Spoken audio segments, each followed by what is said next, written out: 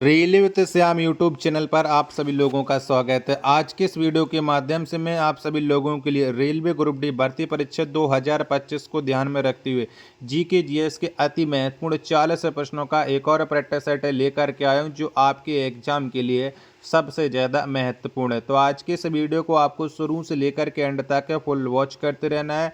आज की वीडियो और आज का ये कंटेंट अगर आपको पसंद आए तो प्लीज़ इस वीडियो को लाइक और चैनल को आप लोग सब्सक्राइब करना बिल्कुल ना भूलें, और कमेंट बॉक्स में आपको अपना स्कोर भी शेयर करना है कि आपने कितने प्रश्न हैं वो सही किए। तो चलिएगा फिर शुरू करते हैं आज का अपना ये सेट।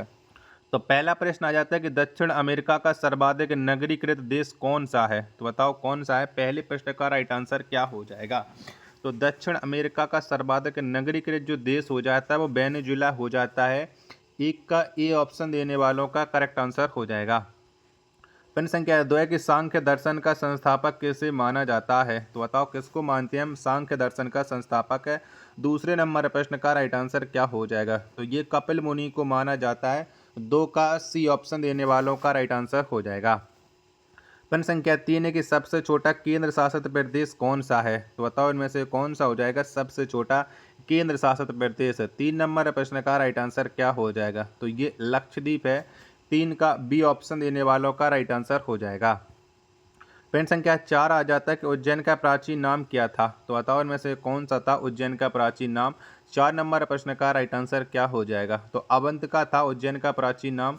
4 का ए ऑप्शन देने वालों का करेक्ट आंसर हो जाएगा। प्रश्न संख्या 5 है आपके सामने कि सार्क का 8वां सदस्य राष्ट्र कौन सा है। तो बताओ कौन सा है। 5 नंबर प्रश्न का राइट आंसर क्या हो जाएगा।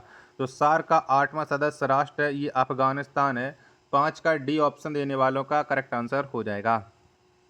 नेक्स्ट प्रश्न संख्या 6 आ जाता है कि वायु में ध्वनि की चाल कितनी है। तो बताओ कितनी है।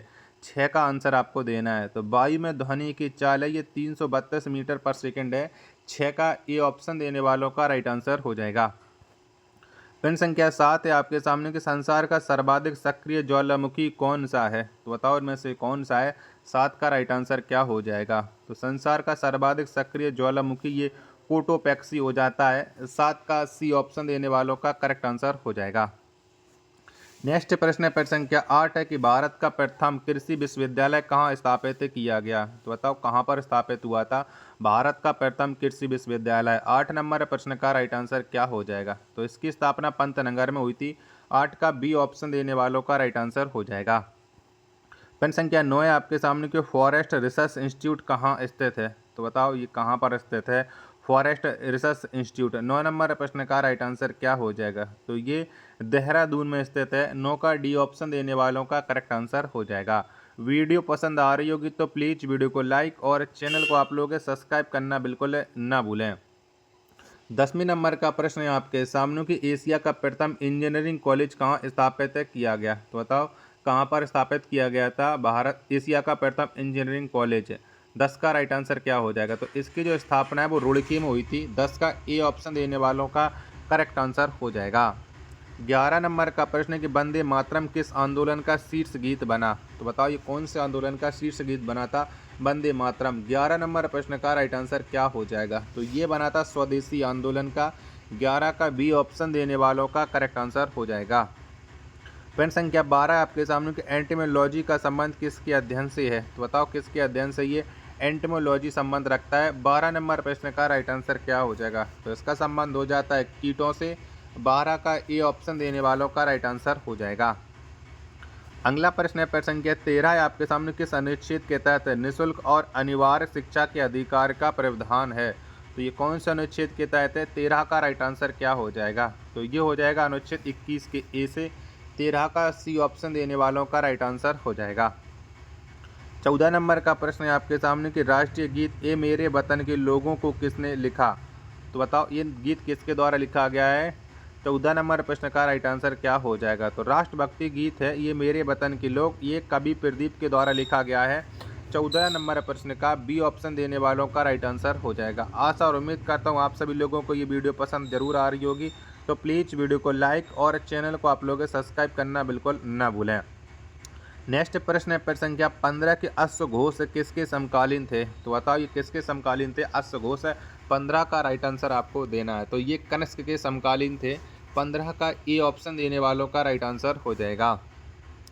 अगला प्रश्न है प्रश्न संख्या 16 की विधान परिषद के सदस्यों का कार्यकाल कितने वर्षों का होता है? तो बताओ कितने वर्ष का होता है विधान परिषद के सदस्यों का कार्यकाल? 16 नंबर प्रश्न का राइट आंसर क्या हो जाएगा? तो इनका जो कार्यकाल है ये 6 वर्ष का होता है। 16 का डी ऑप्शन देने वालों का राइट आंसर हो जाएगा। अगला प्रश्न आ जाता है प्रश्न संख्या 17 के अनुच्छेद के तहत राज्यपाल को अपराध के लिए क्षमादान देने की शक्ति प्राप्त है। तो बताओ राज्यपाल कौन से अनुच्छेद के तहत है क्षमादान की शक्ति दे सकता है? 17 नंबर प्रश्न का राइट आंसर क्या हो जाएगा? तो इसे अनुच्छेद 161 के तहत है ये शक्ति प्राप्त है। 17 का डी बी ऑप्शन देने वालों का राइट आंसर हो जाएगा। अगला प्रश्न प्रश्न संख्या 18 है आपके सामने कि पबनार आश्रम की स्थापना किसने की? तो बताओ कौन से व्यक्ति के द्वारा ये पबनार आश्रम की स्थापना की गई है? 18 नंबर प्रश्न का राइट आंसर क्या हो जाएगा? तो विनोबा भावे के द्वारा ये पबनार आश्रम की स्थापना की गई है। 18 का बी ऑप्शन देने वालों का राइट आंसर हो जाएगा। प्रश्न संख्या 19 है आपके सामने कि पूर्व वैदिक आर्यों का सर्वाधिक लोकप्रिय देवता कौन था? तो बताओ कौन था? 19 का राइट आंसर क्या हो जाएगा? तो पूर्व वैदिक आर्यों का जो सर्वाधिक लोकप्रिय देवता थे वो थे इंद्र। 19 का डी ऑप्शन देने वालों का राइट आंसर हो जाएगा। प्रश्न संख्या 20 है आपके सामने कि भारत की वैज्ञानिक एवं औद्योगिक परिषद के प्रथम अध्यक्ष कौन थे? तो बताओ कौन थे? 20 का राइट आंसर क्या हो जाएगा? तो ये अध्यक्ष थे पंडित जवाहरलाल नेहरू। 20 का ए ऑप्शन देने वालों का राइट आंसर हो जाएगा।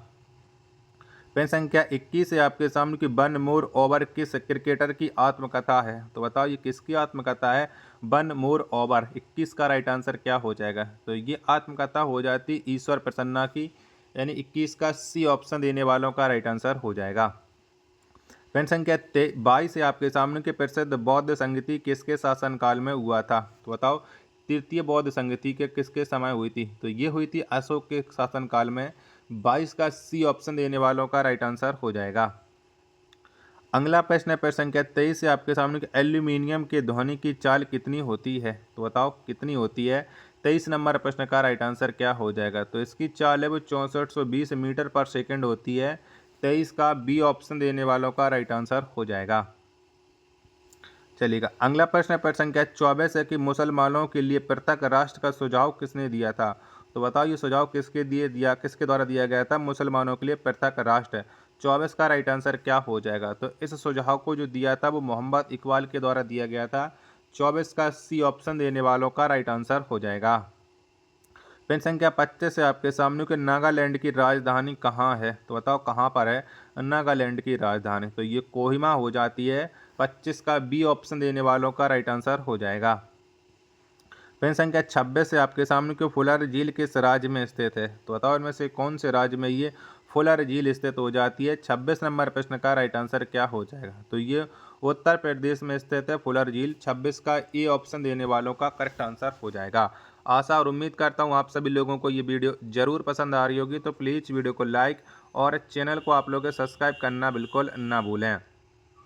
अगला प्रश्न है प्रश्न संख्या 27 कि लक्षद्वीप की राजधानी कहाँ स्थित है? तो बताओ इनमें से कहाँ पर है लक्षद्वीप की राजधानी? 27 नंबर प्रश्न का राइट आंसर क्या हो जाएगा? तो कावारत्ती हो जाती है लक्षद्वीप की राजधानी।